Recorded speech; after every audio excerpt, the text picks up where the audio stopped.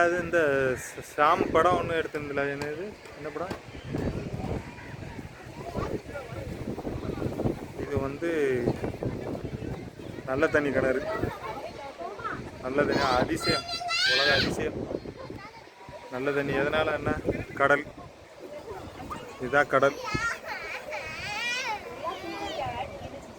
கடல் இது வந்து மணல் மாதா கடல் பக்கத்திலே நாளி கிணறு, நல்ல தண்ணி.